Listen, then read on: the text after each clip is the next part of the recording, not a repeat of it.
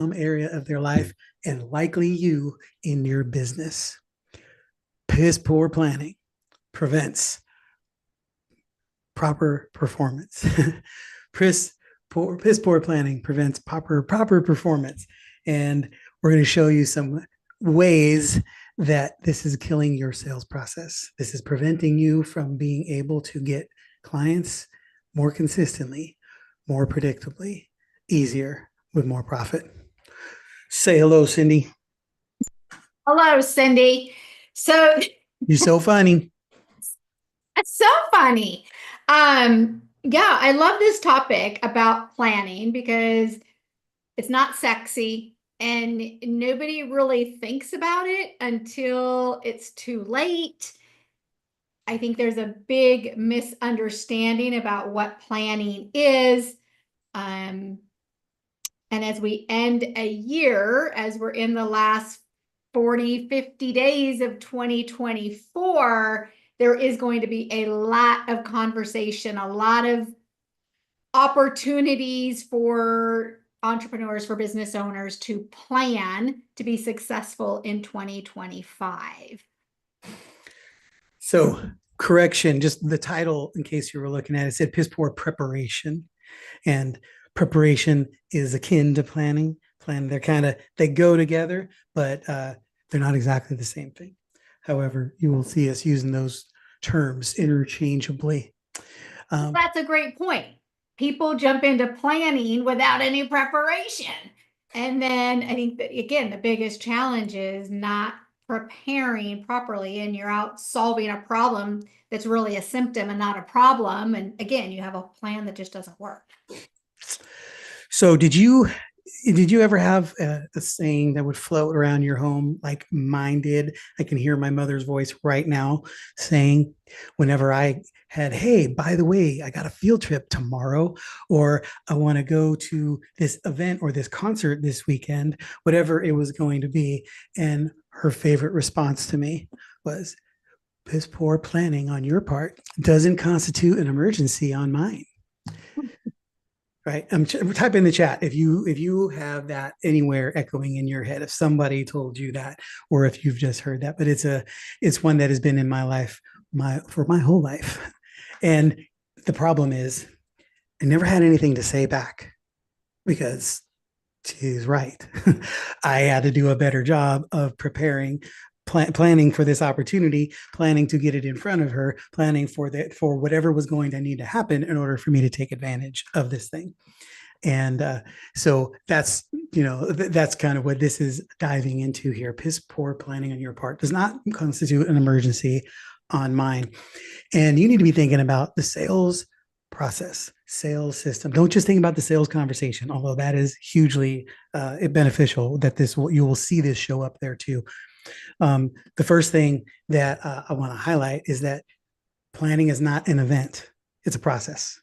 It's a journey. It's ongoing. It's never ending.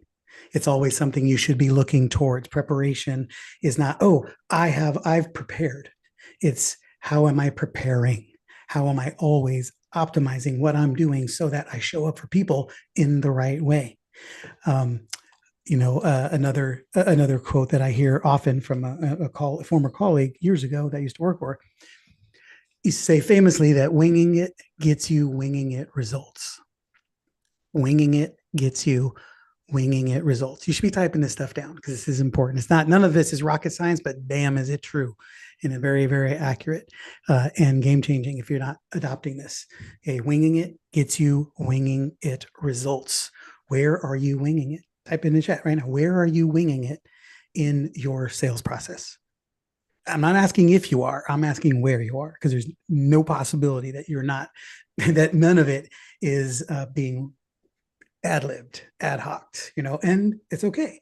I just want to make sure that you understand where it is and what you should be doing about it. So over the next 20 minutes here, we're going to dive into a few things. We're going to make a case for what exactly does poor preparation cost you? What will it win you and gain you? And something you probably have not thought about. And then we got some key insights that we want to some questions that we want to formulate some of your planning with that we're going to bring to you as well. So, Cindy, anything else you want to add to that? The answer is no. All right. You all figure out. So I don't know why I asked because she never says yes. Is when she has something to say, she just jumps in. So we'll just keep rolling. Okay. So piss poor planning. Here's some of the things that can cost you.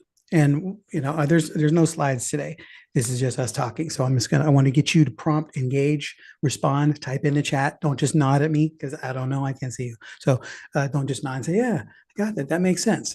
I want you to type these in the chat. Here's a few things that piss poor planning can cost you. Time. It costs you time. Time to react. Reaction time is not the same when you don't have a plan, because when you're in the middle of the moment, in the thick of things, your reaction time can cost you a lot, right? Time to plan, time to strategize, time to think. When you're in the moment, you spend more time reacting instead of cultivating proper responses and navigating great journeys. Okay, so it costs you time. This poor planning costs you reputation. When you don't plan, you show up less than your best self. You show up in ways that make you look less effective, less efficient, less on top of your game than you normally would be. And that's unfortunate because when you prepare, you give yourself the best chance to show up as your best self. And I got news for you. I know for a fact people like your best self. People want your best self. People want to work with you when you show up as your best self and can see the best in the opportunity that lies before them. Makes the game so much more effective. Cindy, you want to share an example you shared earlier today with our group about our planning misstep? Yeah. And this will be, it answers one of the questions we're going to pose, 4 important questions for you to get your mind in the theme of preparing for planning. But we do workshops and trainings all the time. And we have a workshop, a training coming up next Wednesday. And I was super impressed and proud of my team. They created this amazing page. We worked together on Friday to up-level the thank you page and had a real strong journey planned out. I tested every link and I was just so excited. And the emails went out and people started registering, and we got a few notifications from registrants saying, hey, your calendar link isn't working. And it turns out between my testing it and them receiving it, a team member came in doing what is her job. She touched the calendar and it completely destroyed the code. And so we fixed So that on Monday. the link no longer worked. The link no longer worked. And so that looks as if we didn't prepare, as if we just willy-nilly threw a page together and hoped for the best. And that wasn't the case. So our reputation, we looked wonky. It cost us time. We had to have a meeting about it on Monday and clean up our SOP. And then Gabby, our team member, had to go doing double work. She'd already done it really well the first time. So it's those simple things in preparing that you just have to, like Jim said, you never stop. You never stop preparing. You're always in a mode and in a state of preparation, which puts you in a state of readiness. Amen. So it can cost you time. It can cost you reputation. It can cost you buyers, right? Mm-hmm. We have a pretty good relationship with you, our marketplace, whether clients or just people in our world who are learning from us and just being around. And so we have a lot of people who are very kind and generous, and they reach out and say, hey, this link didn't work. Just want to let you know. And I did have somebody who was kind of chastising me a bit for it. And because he knew me to be up here, he's like, okay, you're an expert. And then he saw some things that didn't make him feel like the expertise that I carry. And so it was frustrating to me because this was all preventable and we don't want that. And so the thing that is like, there are some people who will respond. It depends on what it is and where. I'm often one of those guys who will respond. I'm like, hey, what's going on? This is missing. Thought you should know, or letting the management know that something needs to be addressed. But most people, they don't respond. They just leave. And that's the worst part, because then you don't even know.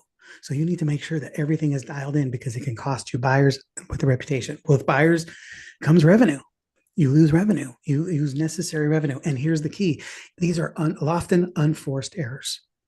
Unforced errors. If it's a tennis term that where we get that from in the game of tennis. If you make a shot and it gets by me, then it might be an error on my part, or I tried to get it and I couldn't get to it, right? And I mishit it.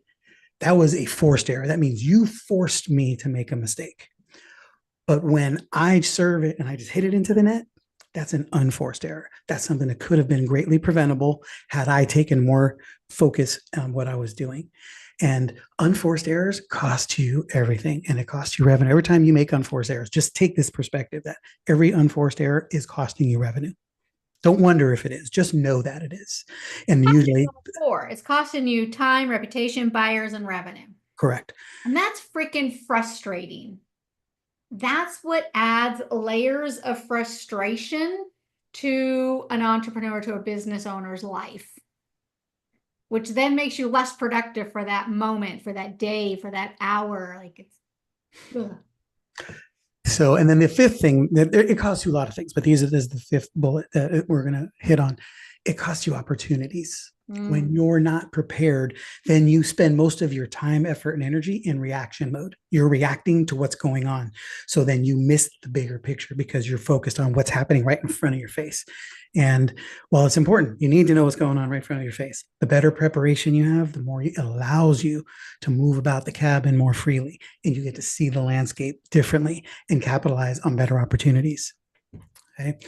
So here's a few things that allows you when you have great planning. But I would like to type in the chat. Actually, tell me which one of those five are resonating with you. Have you lost opportunities? Have you lost reputation? Have you lost revenue because you weren't properly prepared? Okay. And it doesn't mean do everything by the book, by the letter, by the script, because your whole life doesn't work that way. But when you have a plan of action and you're moving in a direction, then you are likely prepared for the things that could deviate, the things that could cause a detour, that can cause you to get off track. And then it makes you feel like you are always on top of the ball, on the game, because when you're on your game, then when things show up, it gives you this feeling like you're on balance. And even though something may have taken you off guard, but because you did so much preparation for it, then it only knocks you a little bit off track instead of stunning you and knocking you off balance. I remember watching a session with Michael Jordan years ago, back when he was playing in his prime, and he was talking about training, and it was a training session, and he was doing the basics over and over and over again. He was doing the basics of layups, like basic fundamental layups. And this is, at the time, the peak of Michael Jordan. At the time, he's the greatest on the planet and arguably the greatest ever. Of course, inarguably, if you ask me. But he did all of the magical things in the games, and he attributed it to all of the fundamentals that he worked on over and over and over again. Because when he went to the bucket, he never had to think anything about where his feet were, where the body was, where the positioning was, where the ball was. He could put 100% of his focus on where the defender was coming from, because his body was going to do exactly what it needed to do. And he knew that if a defender came from this direction, his body could alternate this way. If he knew a defender came from behind him, he knew he could make the adjustment. He already had preparation for how he was going to counteract the defenders based on where they were coming from, because the fundamentals were nailed and he had this stuff already dialed in. And so it made it look like these magic plays that he was putting into place came out of nowhere. But bottom line, he actually prepared for them. He practiced them. He practiced them in training. He practiced going under the basket and switching hands 3 times and doing a flip and landing on his head, landing on his feet and making a dunk, right? All of the stuff that it makes it seem like was magical. Those were all preparation, not just crazy wild instincts. And the longer he prepared them, the more he prepared them, they became second nature and he became instinctual, but he never stopped preparing, right? You have to stay on top. So here's the 5 bullets that great planning can give you. Okay. Clear direction, Clear direction. You don't ever have to wake up and wonder, where am I going today? Or get in a conversation and go, where's this conversation going? Or start a campaign and wonder, where's this campaign going? You already have a plan. You've already prepared for it. So you have a great general idea of direction. And now if it deviates, many times you can choose to make the deviation because you've already thought through the plan and you already know what's going to come. Okay. Next thing it gives you is winning with data, knowing what data you need. When you prepare, then you can start saying, okay, what are the key benchmarks for success in this plan, for success in this campaign, for success in this event, for success in this conversation or this training? What do I need to know? Do I need to make sure that I'm hitting my marks on, and what are those marks? Is it the right amount of people registering? Is it the right amount of people showing up and engaging? Is it the right responses? Is it the right lean in? Is there a certain amount of qualification that needs to be done ahead of time? You get to answer those questions because you've got clear direction and you've got good data. So now you know what data you're looking for that will help you make a better decision as you're moving through the journey that you have laid out. Okay. The next 3 points are quicker fixes, okay, better direction. Now, the clear direction I was talking about was like direction that you're moving in. I'm talking clear direction as to instruction and guidance for people. You can direct people more effectively. You can direct your clients more effectively. You can direct your community more effectively. You can direct your team more effectively the better you prepare. So the first bullet was clear direction as you know where you're going. This one is giving better direction to your team and guidance and the people who are following you. And quicker fixes, meaning you don't have to freak out and put band-aids on things when something happens in the middle of a process, because you have prepared. So you already know the things that could go wrong and you're better prepared to handle the things that knock you off track. So you can literally stand it right back up. You don't have to freak out because you already know, oh, this just took me one step off and I can step around here and get back on track. You already know the things that you need to do because you're thinking them through. When you start thinking through the solutions and the journey, all of the other steps start coming into focus. Even if you're not putting 100% of your focus on them, it's already into your field of view. You already understand that you could have to prepare for plan B, or what's the thing that might happen that might deter you, and what could you do to prevent that, or what team member could be prepared to solve that thing, right? What are you going to do when these clients show up and these ones don't, right? These things start coming up when you are planning and preparing ahead of time. Okay. And the 5th one is freeze your mind. It frees your mind. The stuff I was talking about with the Michael Jordan example, he's not thinking about which foot do I take off on, which foot do I go off on, where do I put the ball on the glass. That's instinct because he's prepared. So he has to think about what's happening, who's attacking him, from what angle and where. Right? When I go to the gym, my trainer has every exercise that I'm going to do dialed in. So I literally don't have to go to the gym and wonder what I'm going to do. I can ad lib, I can add extra reps, I can add extra weights, I can do some adjacent exercises, but I've got a plan. I know exactly what I'm doing when I get in. I know exactly what I'm doing to make it done and when I'm leaving. Versus what I used to do was go in and go, oh, that bench looks good. That rep looks good. That's a cool exercise he's doing. Let me do that. Right? When you have a plan, you're much more efficient. So now I can walk into the gym and I can see the lay of the land. I can get into the vibe of what's going on, and I can already map out which machines I'm going to be at which time, lay out my equipment, pull out my bars, everything's set. Now I can just go boom, boom, boom, right from one exercise to the next, because it freed up my mind. I don't have to think about that stuff. I get to be more in the process. Okay.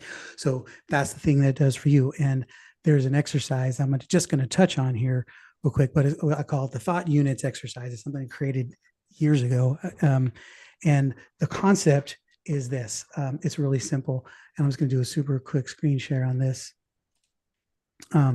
Cindy's not in love with my slides that I make on my whiteboard for you, but here it is. So this represents you, right? This is my artwork for you.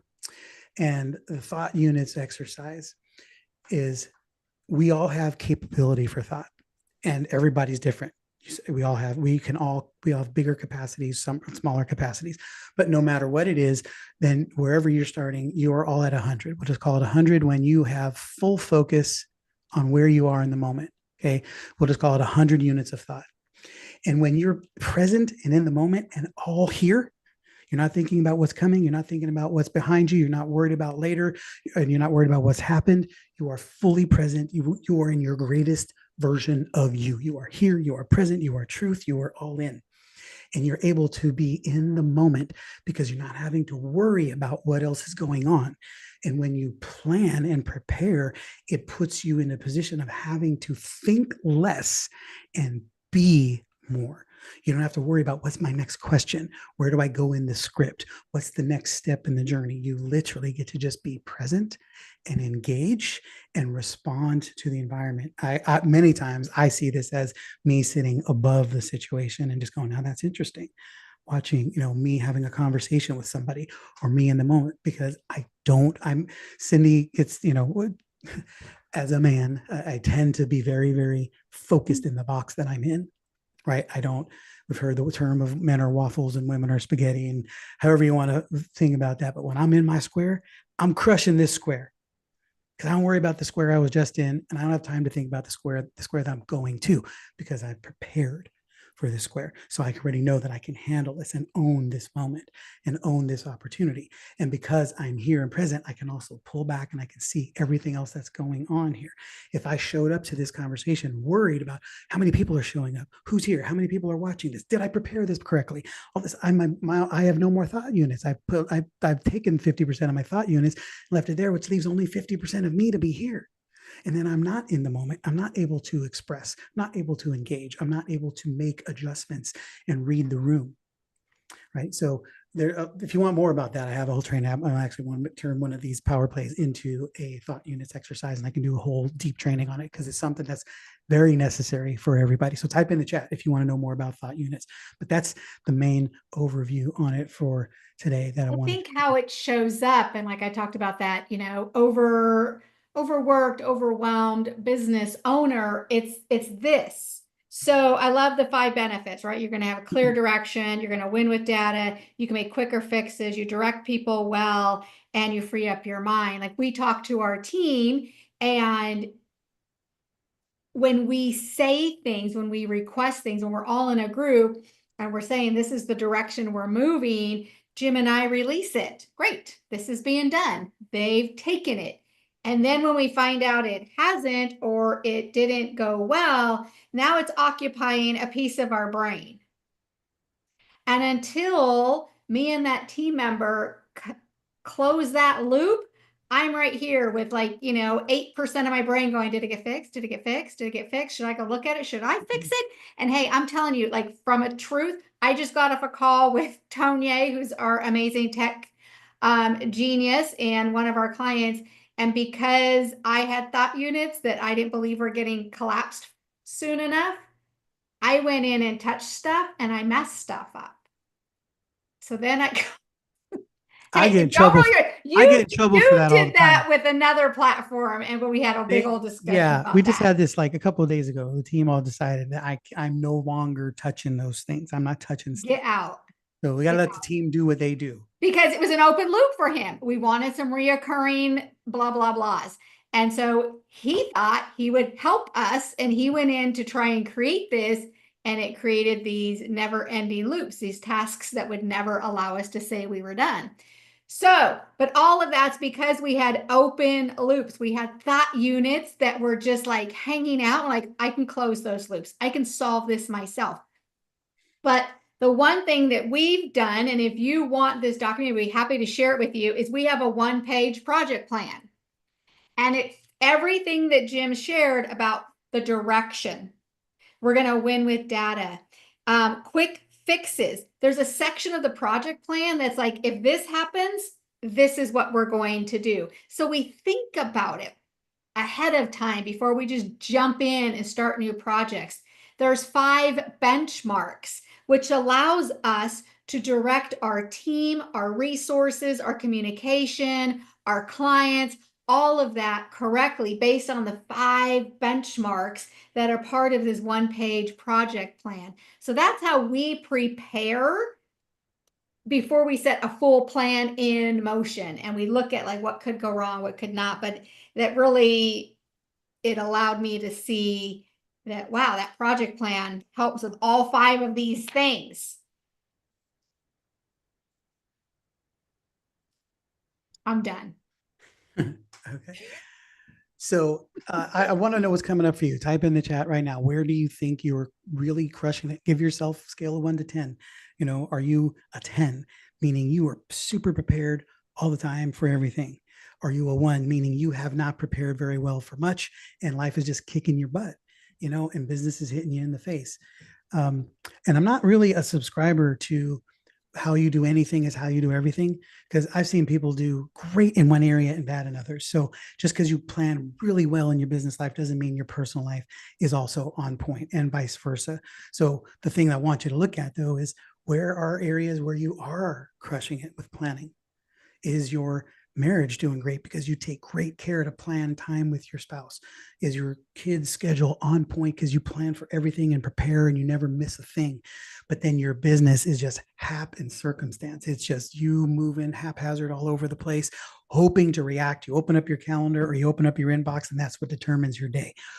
Whew, God help you if that's what's going on, because that's got to change, because you're never going to be as effective as you need to be. You have to be able to have one eye on your business today, now money now. You have to have one eye on the future business that you're building. Otherwise, if you're only focused on today, you will always be focused on today, and you will never be able to build a business that grows into tomorrow. You'll never be leveraged and scalable like we want you to be. And the things that you can create when you're in that mode, we've got our Edge High Profit Plan, which is a training and workshop that we have coming up. We'll help you dial in your Edge High Profit Plan, so you'll know where your money's coming from, where it's going to, how you're going to earn it, who you're going to be in front of. You'll have an exact plan for how you will win and make sales and reach your objectives in 2025 and beyond, right? Because you have prepared and planned for it. You'll have a lifetime journey designed and dialed in. These are the things that you can do when you prepare. You start thinking through, where are your clients now? Where should they be going? What problems will they be achieving as they move? You would be thinking about benchmarks and milestones. What do you do for your clients and your customers? And at what points of the journey do you deserve more compensation? Or does it need an evaluation or an added upsell or an opportunity to give them greater solutions? Right? We have sales playbooks.